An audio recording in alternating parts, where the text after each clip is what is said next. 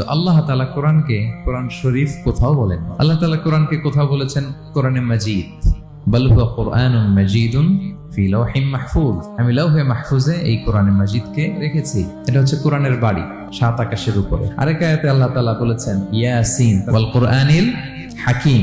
তাহলে আরেক আয়াতে কোরআনে হাকিম বলেছেন, প্রজ্ঞাময় কোরআন, কোরআন শরীফ বলেন নাই। সূরা ওয়াকিয়ার আরেক আয়াতে আল্লাহ তাআলা বলেছেন ইন্নাহু লাকুরআনুন কারীমুন ফি কিতাবিন মাকনুন। এখানে বলেছেন কোরআনে কারীম।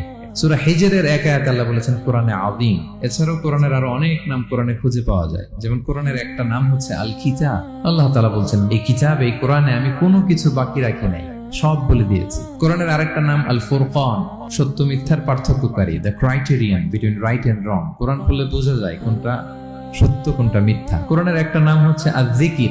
আমরা অনেকে মনে করি শুধু সুবহানাল্লাহ আলহামদুলিল্লাহ এগুলাই জিকির না, কোরআনটাও একটা জিকির। আল্লাহ তাআলা বলছেন নিশ্চয়ই আমি এই জিকিরকে মানে কোরআনকে নাজিল করেছি, আমি এই কোরআনকে সংরক্ষণ করব। তাহলে আল্লাহ বললেন কোরআনে মাজিদ, তিনি বললেন কোরআনে হাকিম, তিনি বললেন কোরআনে কারীম, কোরআনে আযীম। কিন্তু এগুলো সব থেকে আমরা কি বলি? কোরআন শরীফ বলতে পারেন, অর্থ ভালোই, কিন্তু কোরআনে নাই, আল্লাহ তাআলা বলেন।